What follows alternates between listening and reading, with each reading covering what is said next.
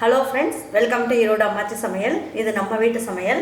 இன்றைக்கி நம்ம பார்க்க போகிறது ஒரு சூப்பரான டேஸ்டான நெய் அப்பம் எப்படி செய்யலான்னு பார்ப்போம். ஒவ்வொருத்தரும் ஒவ்வொரு ஸ்டைலில் பண்ணுவாங்க. நம்ம வீட்டில் நம்ம இதை எப்படி நல்ல ஈஸியாகவும் நல்ல டேஸ்ட்டாகவும் எப்படி பண்ணலான்றதை பார்ப்போம் வாங்க. நம்மளோட சேனலில் சப்ஸ்கிரைப் பண்ணாதவங்க சப்ஸ்கிரைப் பண்ணிக்கோங்க.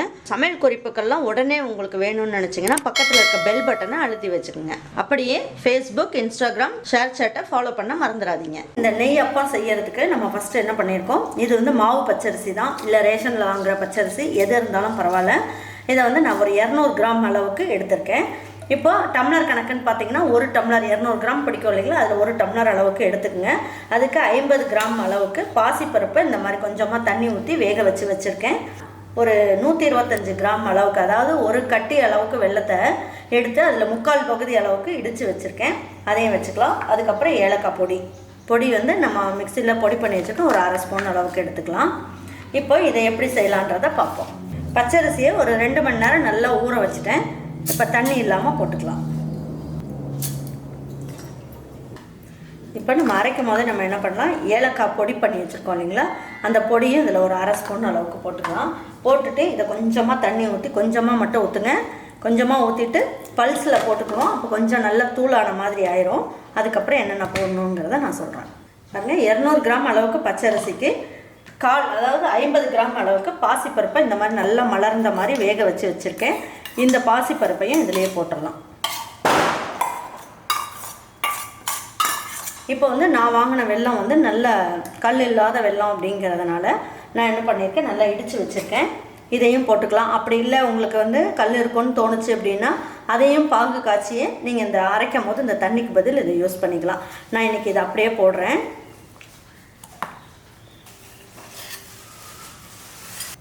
அப்புறம் இதுக்கு என்ன பண்ணலாம், இதில் ஒரே ஒரு வாழைப்பழம் போட்டுக்கலாம். மஞ்சள் வாழைப்பழம்னாலும் பரவாயில்ல, பச்சை வாழைப்பழம்னாலும் பரவாயில்ல. பச்சை வாழைப்பழத்தில் ஒரு ஸ்மெல் எதுவும் வராது. இது டேஸ்ட் நல்லாயிருக்கும். இந்த புளிப்பு டேஸ்ட்லாம் வராமல் நல்லாயிருக்கும். இது இந்த மோரிஸ்ன்னு சொல்லுவாங்களா, மோரிஸ் இல்லைன்னா பச்சை வாழைப்பழம். இதில் நான் 3/4 பகுதி அளவுக்கு எடுத்துக்கிட்டேன். ஏன்னா இது பெரிய வாழைப்பழமாக இருக்கிறதுனால 3/4 பகுதி போதும். இப்போ இதெல்லாம் ஒன்றா சேர்த்து நல்லா நைஸாக அரைச்சிக்கலாம். நெய் அப்பம் அப்படிங்கிறதுனால இதில் 1 ஸ்பூன் அளவுக்கு நெய் போட்டுக்குங்க. நெய் நல்லா காஞ்சிருச்சு.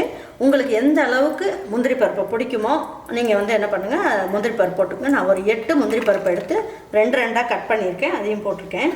ஒரு 4 ஸ்பூன் அளவுக்கு தேங்காய் துருவல் போட்டுக்கலாம். எல்லாமே நெய்யில் வறுத்து போட்டோம் அப்படின்னா டேஸ்ட் நல்ல ஜம்முன்னு இருக்கும்.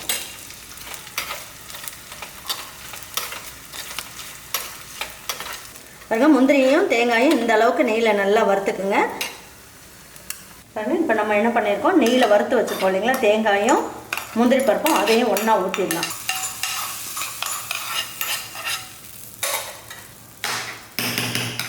இது கொஞ்சம் ஆறுனதுக்கப்புறம் அரைச்சிக்கலாம். பாருங்கள், இதை எடுத்து ஒரு பாத்திரத்துக்கு மாற்றிக்கலாம்.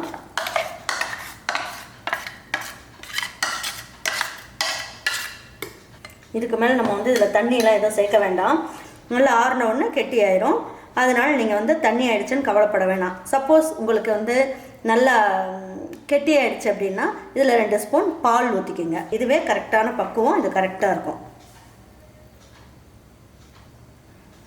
பாருங்கள், இப்போ ஒரு தட்டை வச்சு மூடி வச்சிடலாம். ஒரு 20 நிமிஷத்துலேருந்து அரை மணி நேரம் வரைக்கும் அப்படியே தட்டை வச்சு மூடி இருக்கட்டும். பாருங்கள், இப்போ எப்படி இருக்குன்னு பார்ப்போம். இது மாவுலாம் நல்லா ஆறிடுச்சு. நல்லா பாருங்கள், பார்க்குறதுக்கே உங்களுக்கு நல்லா தலதலன்னு சூப்பராக இருக்குது.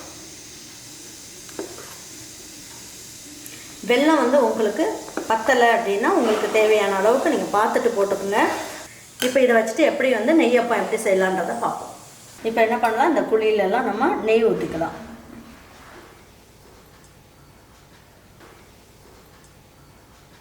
இந்த நெய்யப்பம் நம்ம நிறைய நெய் போட்டு நம்ம பொரிக்கிற மாதிரி இருக்கும். அந்த மாதிரிலாம் இல்லாமல் நம்ம பனியார குழியிலேயே போட்டுக்கலாம். நான் நெய் பிடிக்காது அப்படின்றவங்க நீங்கள் என்ன சமையலுக்கு யூஸ் பண்ணுறீங்களோ, கடலெண்ணெய் யூஸ் பண்ணிங்கன்னா கடலெண்ணெய் போட்டுக்கலாம், ரீஃபைண்ட் ஆயில் போட்டுக்கலாம். நீங்கள் விருப்பத்துக்கு தகுந்த மாதிரி போட்டுக்கலாம். இப்போ ஒரு குழி அளவுக்கு, அதாவது ஒரு சின்ன கரண்டி அளவுக்கு மாவு எடுத்து இதில் ஊற்றிக்கலாம். ஸ்லோ ஃப்ளேமில் வச்சுட்டு செஞ்சுக்குங்க. இல்லைன்னா நடுவில் இருக்கிறதெல்லாம் சீக்கிரமாக கருகிரும், ஓரத்தில் இருக்கிறதெல்லாம் வேகாது.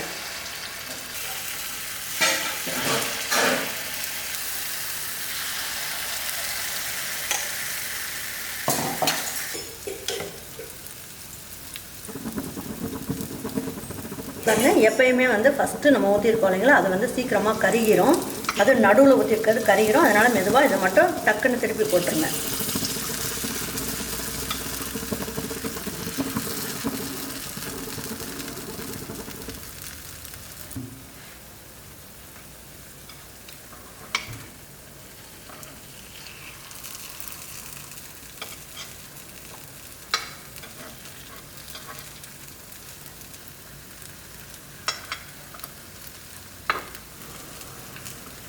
நடுவில் இருக்கிறது மட்டும் நம்ம வந்து அடிக்கடி திருப்பி விட்டுக்கிட்டே இருக்கணும், இல்லைன்னா கருகி போயிடும். பாருங்கள், நல்லா ஹெல்த்தியாக வேணும் அப்படின்னு நினச்சிங்கன்னா நீங்கள் எண்ணெயில் பொரித்து சாப்பிட்றதோட இந்த மாதிரி பனியார குழியில் போட்டு நீங்கள் சாப்பிட்றது ரொம்ப நல்லது. இது நல்லா நெய்லியே போட்டு நம்ம செய்கிறதுனால நல்ல ஹெல்த்தியும் கூட. அதுக்கப்புறம் பார்த்தீங்கன்னா உங்களுக்கு அப்படி வேணும்னு நீங்கள் நினச்சிங்கன்னா நீங்கள் வந்து எண்ணெயிலையும் இதை ஒவ்வொரு கரண்டியாக மோந்து ஊற்றி நீங்கள் செஞ்சிங்கன்னா நல்லா பஞ்சு மாதிரி மெத்துன்னு சூப்பராக வரும். ஓரத்தில் வேகலை அப்படின்றத நீங்கள் என்ன பண்ணுங்கள், நடுவில் வெந்துடும் சீக்கிரமாக, அதை வந்து ஓரத்தில் எடுத்து போட்டுடலாம் நம்ம. அப்போ வந்து பணியாரம் எல்லாமே கருகாமல் நம்ம நல்லா எடுக்கலாம்.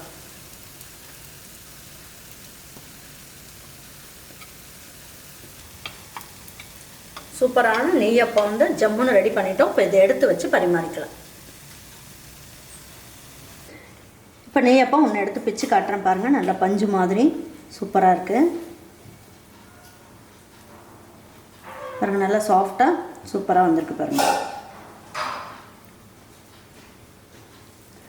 இதே மாதிரி ஒரு நெய்யப்பத்தை உங்கள் வீட்டில் இருக்கவங்க எல்லாருக்குமே நீங்கள் செஞ்சு கொடுத்துட்டு அவங்களுக்கெல்லாம் பிடிச்சிருந்ததுன்னா லைக் பண்ணுங்கள், ஷேர் பண்ணுங்கள், சப்ஸ்கிரைப் பண்ணுங்கள், மறந்துடாமல் கமெண்ட்ஸ் பண்ணுங்கள். தேங்க்யூ ஃபார் வாட்சிங் ஈரோடு அம்மாச்சி சமையல். தேங்க்யூ.